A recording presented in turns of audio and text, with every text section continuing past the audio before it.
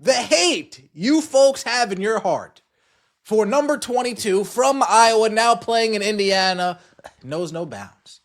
The admiration you have in your heart for PB5 from UConn, now playing in Dallas. Ooh, you love Paige. And you hate CC. Why is that? That's not hyperbole. That's not exaggeration. That's a direct accusation of selective outrage, and the evidence is about to get uncomfortable. Because what happened over the past 48 hours in WNBA media circles exposed something that's been simmering all season long. Two players said essentially the same thing about the collective bargaining negotiations. One got dragged through the mud and called a scab. The other got praise, or at best complete silence, from the same people who were screaming bloody murder just weeks earlier.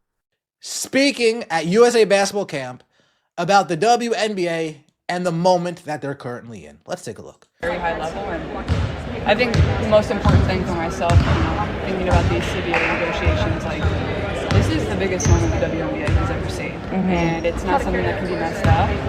And we're going to fight for everything that we deserve, but at the same time, we need to play basketball. That's what our fans crave, and that's what all of you crave as well. Is you want the product on the floor. And at the end of the day, that's how you make the money. That's how you're marketable. That's what the fans get excited about. That's what the fans want to show up for. So, it's business and it's a negotiation. December 2024, USA Basketball Camp.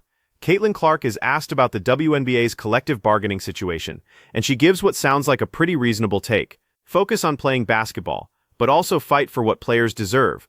Balance the business side with the product on the court. Make sure fans stay engaged while negotiations happen. Standard stuff, right? Professional athlete trying to thread the needle between supporting her union and acknowledging business realities. But that's not how it was received. We need to play basketball. And that was met with resistance. Maybe keep her away from negotiations. This is a horrible thing for a player to say during collective bargaining.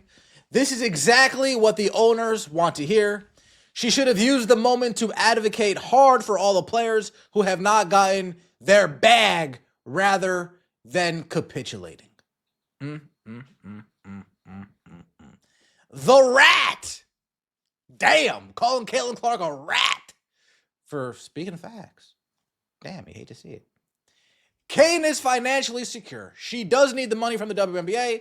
Like the other players who are less fortunate, Caitlin would do herself a lot of good if she just shut the fuck up and stayed out of the conversation. Damn. Let's read some of these responses verbatim, because you need to see the actual language that was used. Maybe keep her away from negotiations. This is exactly what the owners want to hear. She should have used the moment to advocate hard for all the players. One person called her a rat. Another said she should shut the fuck up and stay out of the conversation. Weak anti-union shit right there, scab. She never stands for shit. She's a white girl from Iowa. I suspect she is conservative. That last one is particularly telling. We'll come back to that. The vitriol wasn't just from random anonymous accounts. These were WNBA media members, analysts, people with platforms and credibility in women's basketball circles. And the consensus was clear. Caitlin Clark had committed some kind of cardinal sin by suggesting that players need to balance advocacy with actually playing basketball. Negotiation anymore, both sides aren't moving. So I feel like we need to continue to have these conversations, continue to actually have change implemented for us to move on our stance. And so we as players, we don't want to strike. We want to have a season. I love playing basketball. That's all I want to do.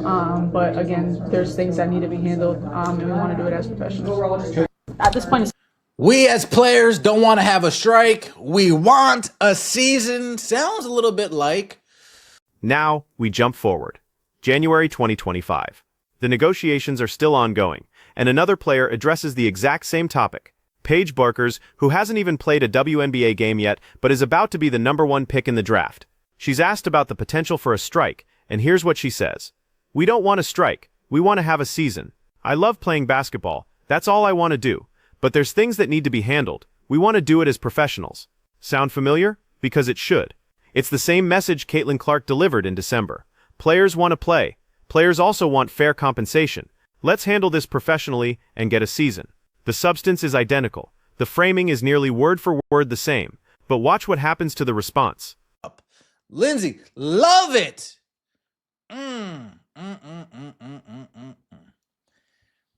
They know if they strike, the doors may never open back up. Paige, Caitlin, and Angel are already rich. They don't really care if the league is ripping the players off. They don't get it.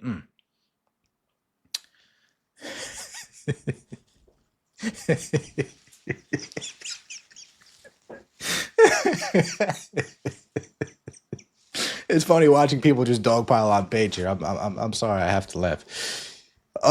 Except the reaction is completely different. Some people praise Paige for her maturity and professionalism, others stay completely silent, even people who had been vocal critics of Caitlin's comments just weeks earlier. There are a few critics in the mix, sure. Some people call out the inconsistency, but the overwhelming mob mentality that descended on Caitlin Clark, nowhere to be found for Paige Brewkers. And the people who were keeping receipts started pulling them out. Remember when CC said the same thing and the idiots were mad about it? It just takes the slows a while to catch up. But when CC said the same thing, it was a problem. The comments section becomes a graveyard of hypocrisy, with people pointing out that Chris Williamson, a prominent WNBA media member who had criticized Clark's comments, actually reposted Paige's statement before quietly deleting it when people started calling him out. Her white privilege is speaking. She is a scab.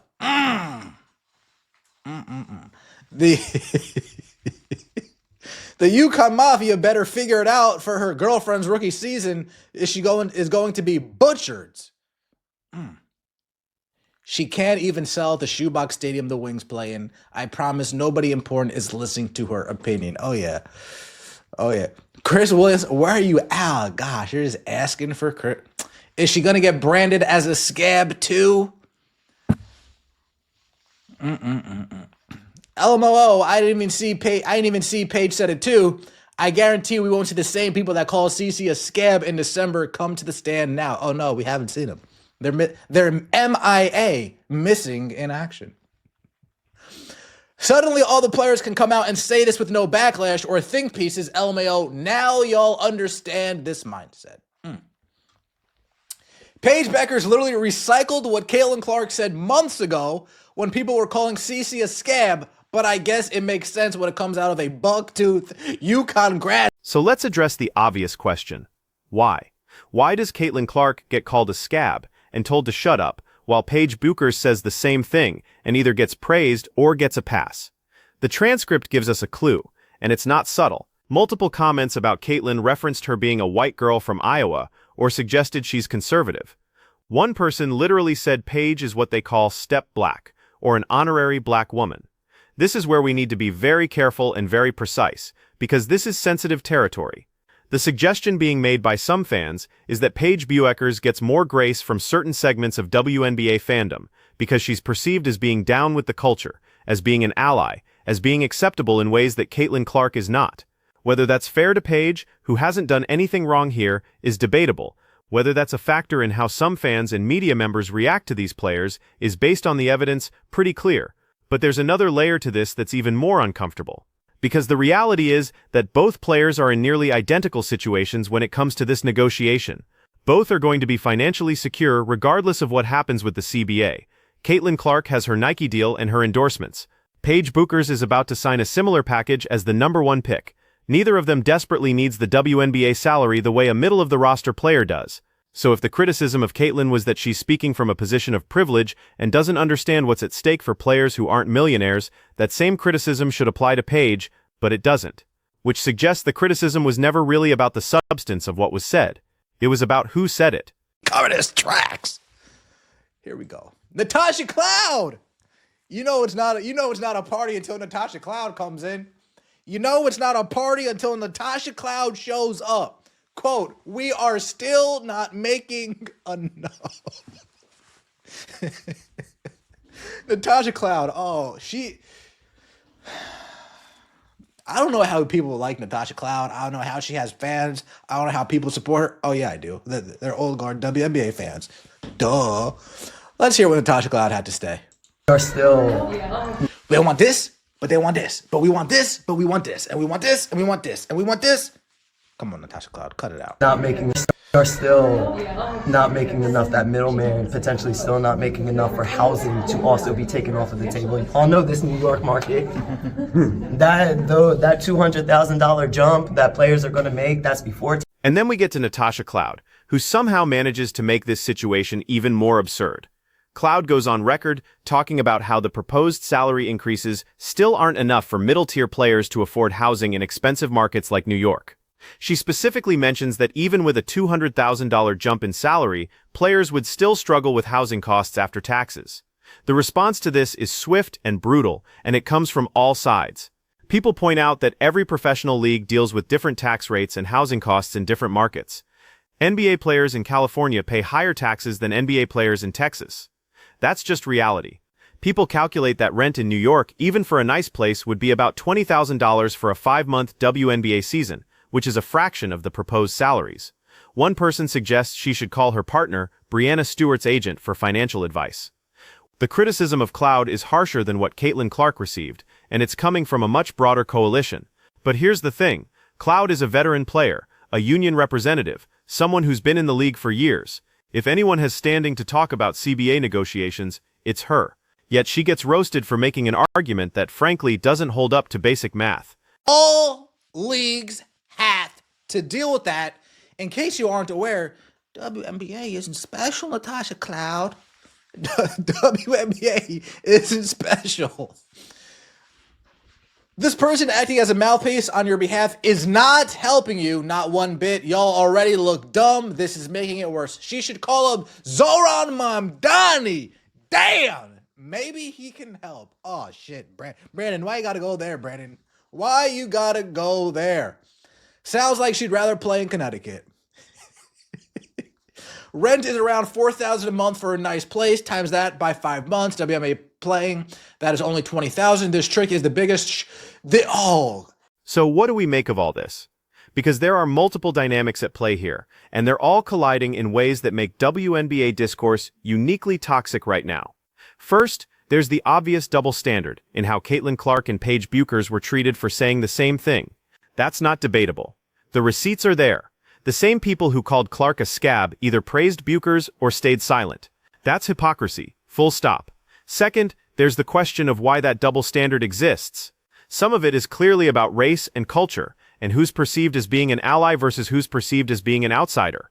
Some of it is about Caitlin Clark's massive fan base and the resentment that creates among old guard WNBA fans who feel like she's getting credit for things other players have been doing for years. Some of it is just tribalism, people picking sides and then defending their side no matter what.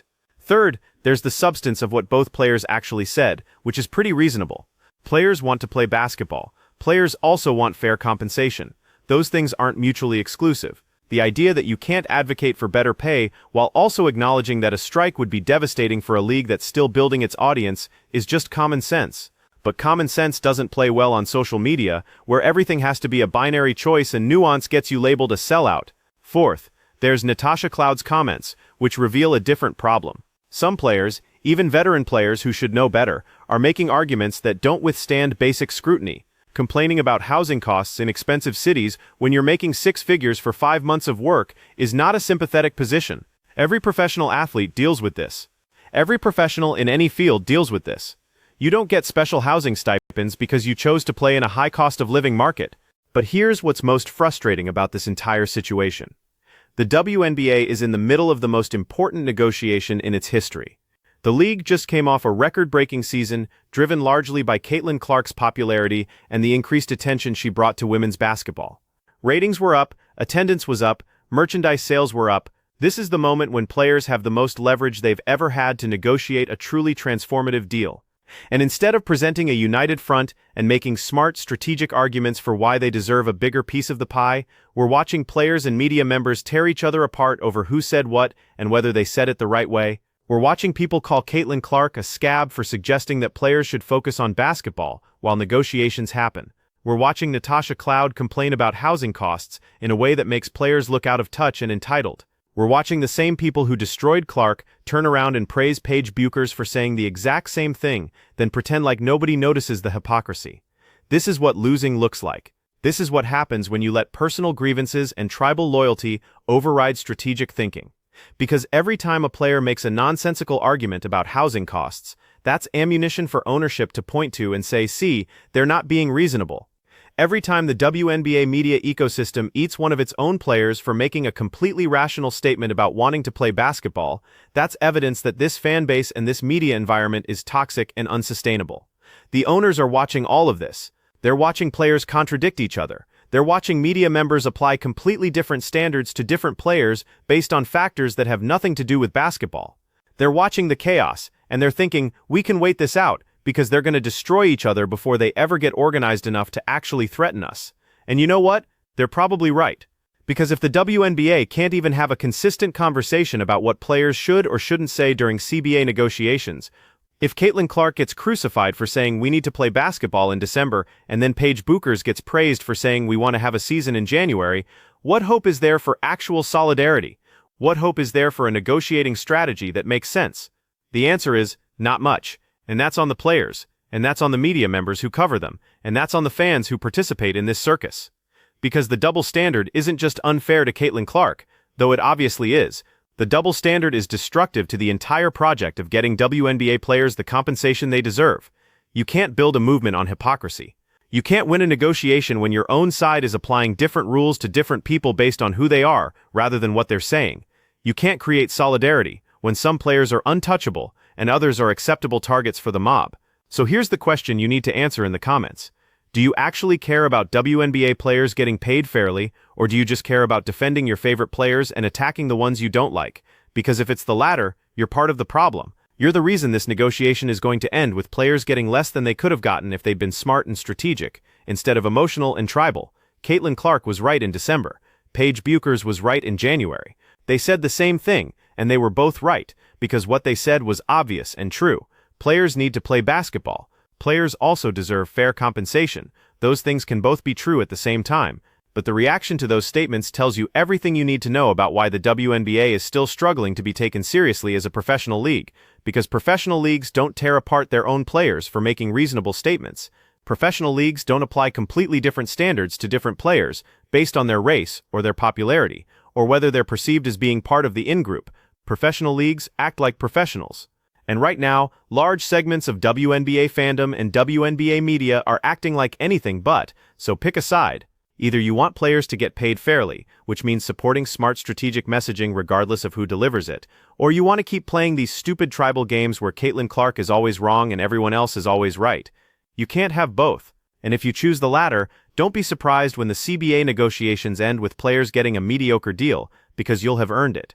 Let me know what you think in the comments. And if you made it this far, hit that subscribe button, because apparently we're the only ones willing to call out this nonsense when we see it.